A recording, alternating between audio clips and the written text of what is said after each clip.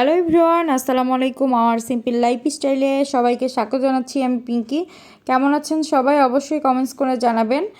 আর সন্ধ্যা থেকে ভিডিওটি স্টার্ট করছি।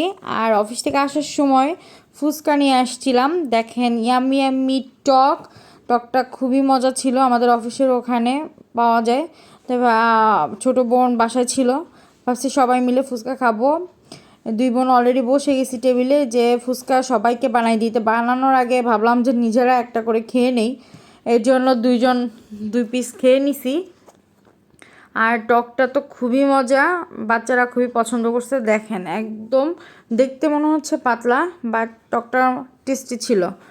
এদিকে আমি আর ছোটো বোন দুইজনই খাচ্ছিলাম বসে, আর আপাকে ডাকতেছিলাম যে আপা আসেন, আমরা ফুচকা খাইনি, পরে বাচ্চাদের দিই। কারণ যেহেতু বাচ্চারা এই পুরটা খাবে না, শুধু টক আর ফুচকা খায় ওরা, যে কারণে বললাম যে আমরা আগে খেয়ে নিই, তারপরে বাচ্চাদের দেই। বাচ্চারা সন্ধ্যায় অলরেডি নাস্তা করছে, আমার আসতে দেরি হয়ে গেছে। এর জন্য ভাবলাম যে নিজেরাই খেয়ে নিই, পরে বাচ্চাদের দিব, পেট ভরা যেহেতু। আর ছোটো বোন বলতেছিল তো ধরো তো দেখি ক্যামেরাটা আমার দিকে কেমন। ছোটো বোনের খুবই ভালো লাগছে ফুচকাটা। আর এদিকে ফুচকা খেয়ে রান্না অলরেডি বসাই দিছি, রাত হয়ে গেছে। যেহেতু বললাম অফিস থেকে আসতে দেরি হয়ে গেছে, মাছের তরকারি হয়ে গেছে।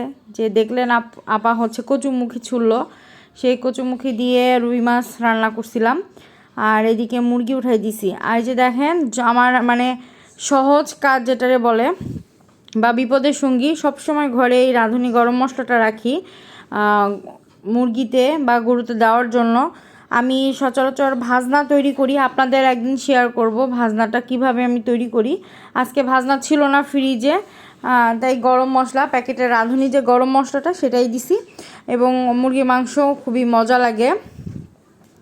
রান্না শেষ করে একবারে টেবিলে খাবার টাবার দিয়ে দিছি। দেখেন মুরগির কালারটা ইয়াম্মি ইয়াম্মি হয়েছে। আর আপনাদের সঙ্গে এই ছোট্ট ব্লগটি শেয়ার করতেছি। কেমন লাগলো আপনাদের এই ভিডিওটি অবশ্যই কমেন্টস করে জানাবেন, লাইক কমেন্ট শেয়ার দিবেন।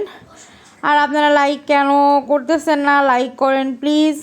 আর এইদিকে আমি আর আমার ছোটো বোন দুইজনই খাবার খেতে বসে গেছি। বাচ্চাদের এতক্ষণ খাওয়ালাম, খাওয়াই দাওয়াই দুই বোন খেতে বসে গেছি। আর ছোটো বোন নিজের পেজের জন্য একটু গুছিয়ে খাবারটা প্লেটে নিছে। তো বলতেছিল যে সবাই খান, আপনাদের সবাইকে দিচ্ছিল। আর এই যে দেখেন আমার প্লেটের অবস্থা, বাচ্চাদের খাওয়ায়ে ওই প্লেটেই বসে গেছি, খাবারটা ফেলে না দিয়ে। আর ভিডিওটি কেমন লাগলো অবশ্যই কমেন্টস করে জানাবেন। সবাই ভালো থাকবেন, সুস্থ থাকবেন, টাটা বাবাই।